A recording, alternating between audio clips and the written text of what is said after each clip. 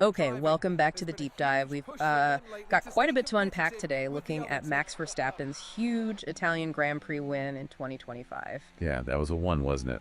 Broke that long nine-race winless streak. Exactly, and really threw down the gauntlet to McLaren after their dominant run. So our mission here is to really dig into the sources you've sent us, pull out the key bits, the technical, the The strategic. driver's skill involved. Right. How did Red Bull manage that, almost 20-second victory at Monza, the Temple of Speed? Let's get into it. Okay, well, you really have to start with the car itself, the RB21.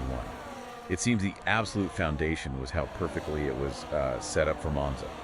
Low downforce is king there. Right, cars are flat out for, 80% of the lap? Exactly. And that just inherently played away from McLaren's strength, the MCL39, which, typically excels where you need lots of downforce. So McLaren was losing time on the straights. Quite a bit, according to the reports, yeah. And Red Bull amplified that advantage, too. They brought a pretty major floor upgrade specifically for Monza. Ah, for better aero stability, I assume? That's the idea.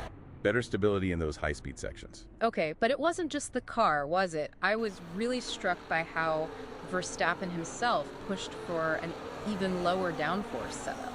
Yeah, that's crucial. Shows his confidence, right? And his incredible feel for the car. Because that's a high-risk strategy, surely. It makes the car harder to drive. Oh, absolutely. On a knife edge. Yeah. Most drivers might struggle, but he mastered it.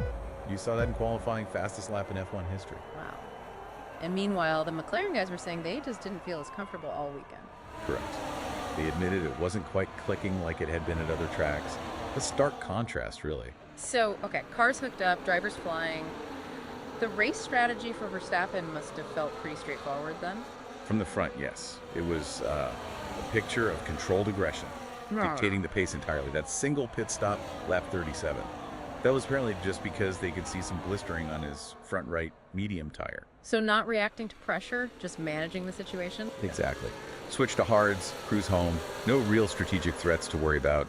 A masterclass in execution from a commanding position. Which makes the McLaren situation even more interesting. Running second and third, they tried to go long, didn't they? Hoping for a safety car. Yeah, they rolled the dice, extending that first stint. But then came the pit stops and the drama. Piastri pitted first, lap 45, covering Leclerc, then Norris a lap later. That's where it went wrong.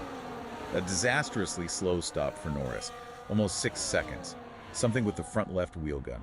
Ouch. So he rejoined behind Piastri. Yep, and that created that classic horrible dilemma for the pit wall. Team orders. Team orders. Controversial maybe, but on lap 48, they told Piastri to let Norris back through into second.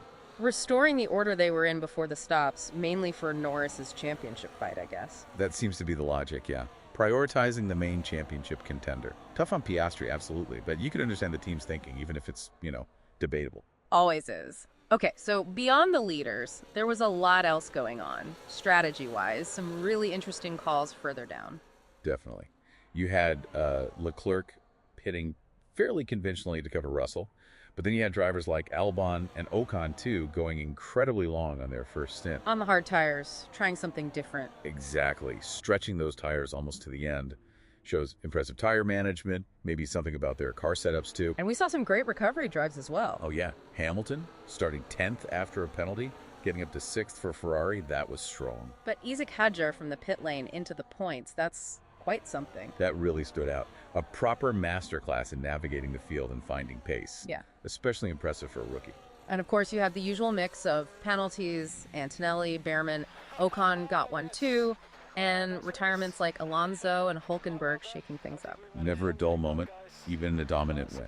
So wrapping this up then, it really feels like a perfect storm for Red Bull at Monza, doesn't it? The car optimization, Verstappen's incredible skill, nailing qualifying, and just flawless strategy execution. Absolutely. A powerful reminder of what they can do, and a definite interruption to McLaren's momentum. Which leads to the big question for you listening. Was this Monza win just a one-off, perfectly suited to that unique track? Or is this the start of a real Red Bull fight back as we head towards Azerbaijan? Something to think about. Definitely something to ponder. We'll see you next time on The Deep Dive.